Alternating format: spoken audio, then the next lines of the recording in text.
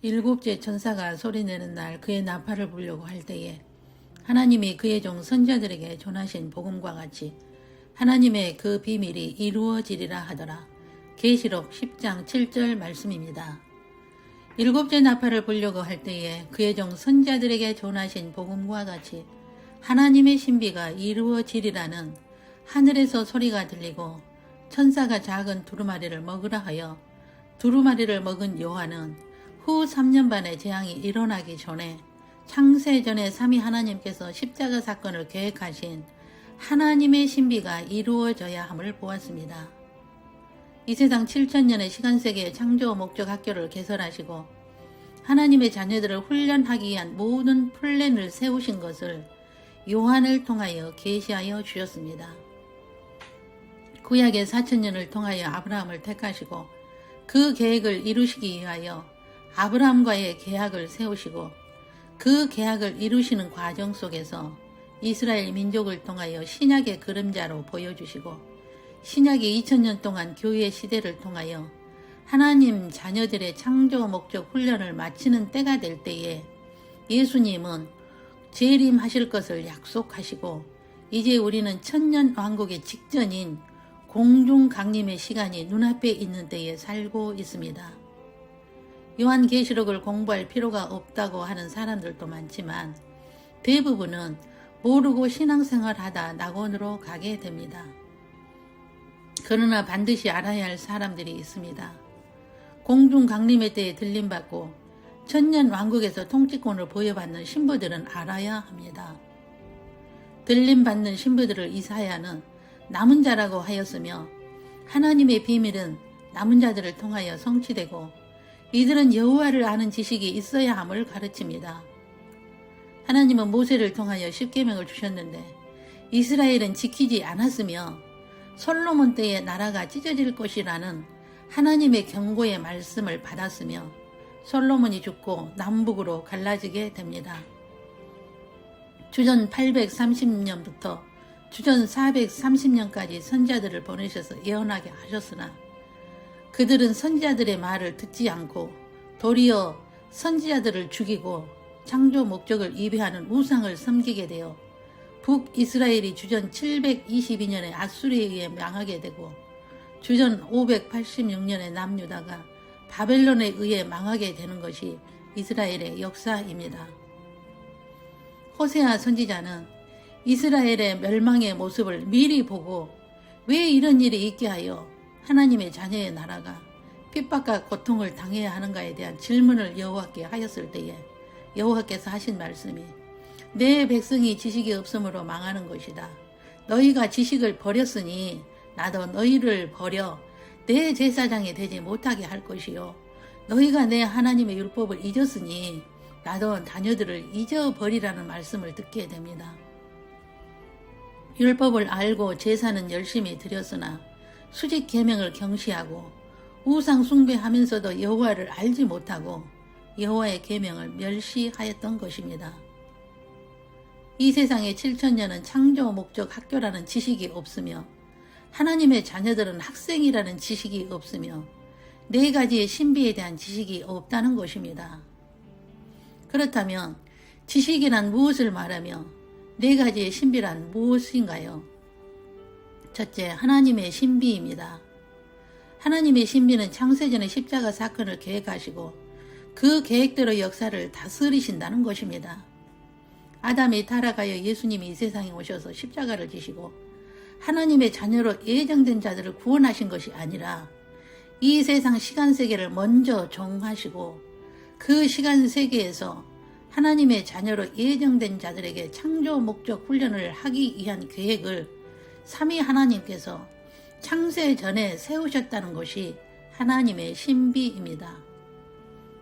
그러나 대부분은 하나님의 신비에 대하여 가르치지 않고 원시 복음만 가르치고 원시 복음만 알다 보니 사람 책임론을 강조하게 되어 하나님의 큰 그림을 보지 못하여 성화를 이루지 못하고 신앙생활은 열심히 하지만 갈등과 수많은 질문 속에서 자신의 정체성을 알지 못하고 신앙생활을 하다 죽어 낙원으로 가게 됩니다. 하나님의 신비를 몰라도 구원받는 것에는 문제가 되지 않습니다. 그러나 우리는 공중 강림의 시간에 있으며 남은 자여 환난을 겪지 않고 들림받아 혼인잔치에 들어가는 신부가 되는 자들은 하나님의 신비를 반드시 알아야 합니다. 두 번째, 그리스도의 신비입니다. 그리스도의 신비는 주후 70년을 기점으로 예수님의 공중 강림 직전까지 유대인이 여호와가 예수님이신 것을 보지 못하여 이방인 중 하나님의 자녀로 예정된 자들의 수가 찰 때까지 그들의 눈이 감기게 하신 것은 예수님의 계획이라는 것이 그리스도의 신비입니다. 내가 너희에게 이르노니 이제부터 너희는 찬송하리로다 주의 이름으로 오시는 이여 할 때까지 나를 보지 못하리라. 마태복음 23장 39절입니다. 공중 강림의 때까지 여호와가 메시아이심을 보지 못하고 유대인의 눈이 감기고 이방인의 수가 차면 유대인의 14만 4천이 하나님의 인침을 받아 그들이 여호와가 메시아이심을 믿게 되고 그들이 환난의 때에 자기 민족에게 예수가 메시아이심을 전하여 예수를 믿게 되도록 하신 것은 창세전에 하나님의 계획으로 이것이 그리스도의 신비입니다. 세 번째, 천국의 신비입니다. 7가지 비유로 설명하신 천국의 신비는 모든 사람이 아는 것이 아니라 남은 자여 신부인 소수만이 깨닫게 될 것이라 하셨습니다. 많은 선지자와 의인이 너희가 보는 것들을 보고자 하여도 보지 못하였고 너희가 듣는 것들을 듣고자 하여도 듣지 못하였다 하셨습니다. 천국은 계층 사회이기 때문입니다. 네 번째, 불법의 신비입니다. 재림 전에는 많은 적그리스도들이 나타나게 하여 하나님의 자녀들을 시험하여 알곡과 쭉정이를 고를 것을 계획하신 것입니다. 예수님께서 직접 하신 말씀으로 그때에, 즉 재림의 때에는 거짓 그리스도들과 거짓 선자들이 많이 일어나 큰 표적과 기사를 보여 할 수만 있으면 택하신 자들도 미혹하리라 하시고, 보라 내가 너희에게 미리 말하였노라 하신 것은 이미 계획된 것을 말씀하신 것이며 그때에 누구도 핑계치 못할 것을 의미합니다. 이것은 남은 자여 신부들이 반드시 알아야 할 지식입니다. 그리고 창조 목적 학교의 필수 과목에 대하여 아는 것이 지식입니다. 창조 목적 학교의 필수 과목으로는 첫째, 창조 목적론과 두 번째, 삼위일체론과 세 번째, 기독론과 네 번째, 구원론과 다섯 번째, 교회론과 여섯 번째, 성화론과 일곱 번째, 종말론입니다. 이스라엘은 이런 지식이 없었으며 번성할수록 여호와를 거역하고 지식을 배우려 하지 않았기에 그들을 수치스럽게 만들었다고 한 것은 신약 교회 시대의 모습을 그림자로 보여주신 것입니다. 이사야 1장 10절입니다. 너희 소돔의 관원들아 여호와의 말씀을 들을지어다. 너희 고모라의 백성아 우리 하나님의 법에 귀를 기울일지어다. 교회의 지도자들아 여호와의 말씀을 들을지어다. 하나님의 법에 귀를 기울이는 것이 먼저라고 하셨습니다. 이사야 1장 11절로 12절입니다. 여호와께서 말씀하시되 너희의 무수한 재물이 내게 무슨 유익이며 순양의 번제와 살찐 짐승의 기름에 배불렀고 나는 숫송아지나 어린 양이나 순념소의 피를 기뻐하지 아니하며 내 앞에 보이려 나오는데 내 마당만 밟을 뿐이라. 여호와를 아는 지식이 없이 자신의 뜻을 이루기 위해 내 앞에 나오나 나는 너희의 기도를 듣지 않을 것이라 하신 것은 여호와를 아는 지식이 먼저가 되면 여호와의 자존심을 상하게 하지 않으며 창조 목적을 이배하지 않을 것이라는 것입니다. 이스라엘의 다수가 지식이 없는 제사를 드림으로 아수르를 강대국으로 만들어 그들에게 멸망시키겠다는 것을 선자들을 통하여 말씀하셨으나 이스라엘은 듣지 않았습니다. 그것은 신약 교회 시대에 우리들을 깨우치고 여호와를 아는 지식으로 창조 목적을 이배하지 않게 하기 위해서입니다. 오늘날의 교회들의 모습은 어떻습니까?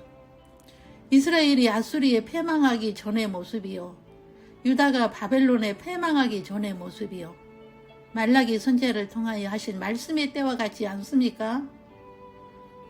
그러나 우리들에게 소망의 말씀을 이사야를 통하여 주셨습니다. 이사야 6장 13절입니다.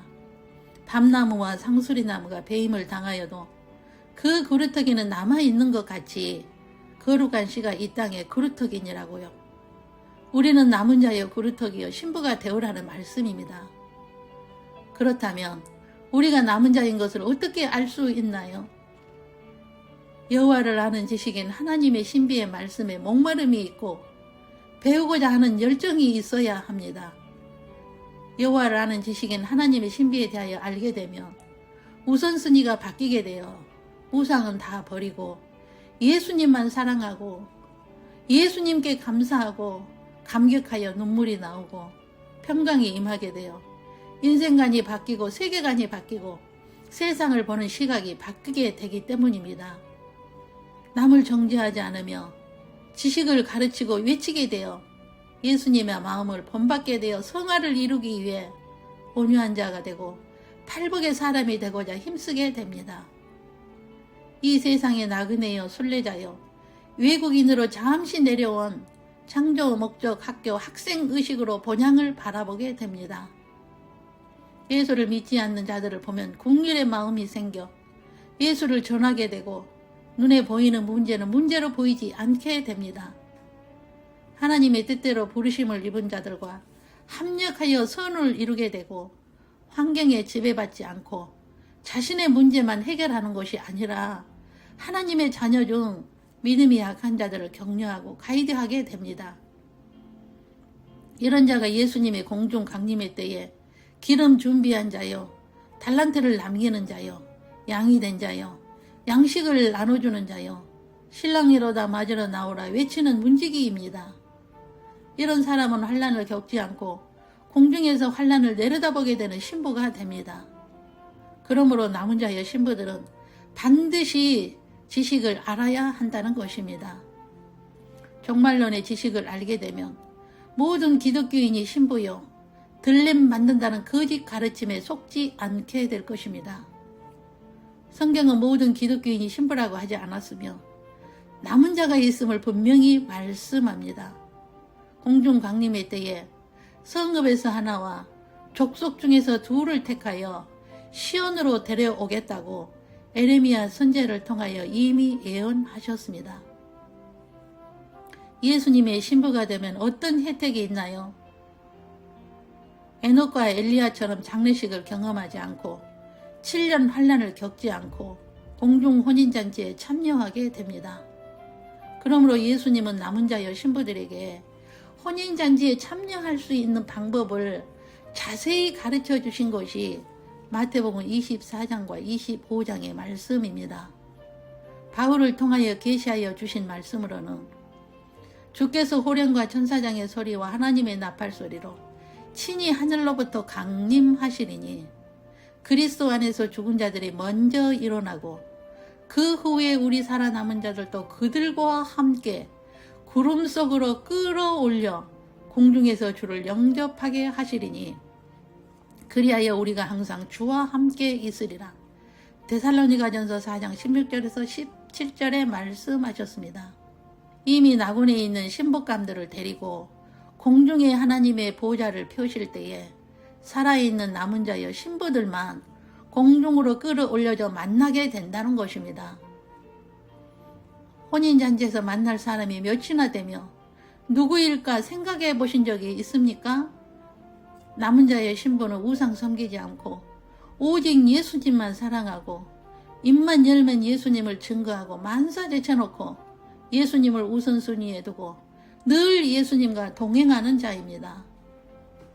그런 사람은 참을 수 없는 것을 참고 온유하며 남을 시기 하지 않으며 자신을 자랑하지 않으며 교만하지 않으며 무례히 행하지도 않으며 자기의 유익만을 구하지 않으며 악한 것을 생각하지도 않으며 불의를 기뻐하지도 않으며 진리이신 예수님과 함께 기뻐하고 모든 것을 참으며 모든 것을 믿으며 모든 것을 바라며 모든 것을 견디는 능력이 있습니다. 이런 사람은 장성한 믿음의 사람이 되어 어린 아이의 일을 버리고 사랑의 은사를 받은 사람입니다. 우리는 단번에 되지 않지만 보혜사 성령님의 도우심을 받아 조금씩 성화를 이루어가게 하실 것입니다. 그러므로 우리는 여호와를 아는 지식이 있어야 합니다. 우리 모두 남은 자여 신부로 준비하여 혼인잔치에서 모세의 노래와 어린 양의 노래로 주님을 마음껏 경배하는 그날을 사모하는 우리 모두가 되시길 간절히 소망합니다. 기도하겠습니다. 구약의 많은 선자들을 통하여 하나님의 시나리오를 계시하여 주시고 하나님의 신비요, 그리스도의 신비요, 천국의 신비요, 불법의 신비를 알게 하시고 잠시 후에 공중에 하나님의 보좌를 펴시는 날 끌어올림을 받아 환난을 겪지 않고 혼인잔치에 참여할 수 있는 방법을 알게 하셨사오니 우리는 남은 자의 신부로 철저히 준비하겠습니다. 여호와를 아는 지식이 없어 이스라엘이 멸망을 당한 것이 우리의 거울이 되게 하시오니 감사합니다. 일찍이 우리를 불러주셔서 이 비밀을 알게 하신 것은 잠자는 신부들을 깨우치고 문지기가 되오라는 주님의 뜻을 알게 하시오니 감사합니다. 우리는 공중 강림의 때에 이 땅에 남지 않고 끌어올림을 받는 자들이 되기를 간절히 바라오며 혼인잔치에서 만날 사람이 누구이며 몇이나 될까 생각한다면 안일하게 시간을 허비할 수 없습니다. 주 예수님, 제 이름의 징조들로 세상에 가득한 것을 보고 오늘이 주 맞을 준비함에 부족함이 없는 삶을 살 수 있는 은혜를 허락하옵소서. 이곳에 모인 모든 자들과 함께 혼인잔치에서 뵙기를 간절히 바라고 소망합니다. 빛나고 깨끗한 세마포옷을 준비하는 은혜를 입혀 주옵소서. 오늘도 각 가정에서 올리는 흠없는 예배요 영적 예배를 흠양하시옵소서.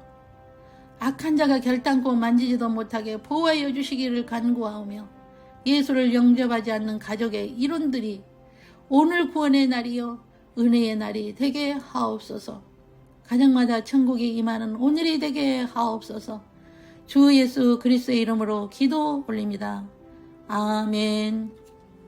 주 예수 그리스도의 은혜와 하나님의 사랑과 성령의 교통하심이 여호와를 아는 지식인 하나님의 신비와 그리스도의 신비와 천국의 신비와 불법의 신비와 창조 목적 학계의 필수 과목에 대하여 바로 알고 남은 자여 신부로서 공중 강림의 때에 끌어올림을 받기 위하여 오직 예수 그리스도만이 길이요 진리요 생명이심을 인정하고 외치는 에녹과 엘리야의 영성으로 살기를 다짐하는 신부 후보생들 위에와 각 가정 위에와 각 사람 머리에 영원토록 함께 계시기를 주 예수님의 이름으로 축원하옵나이다.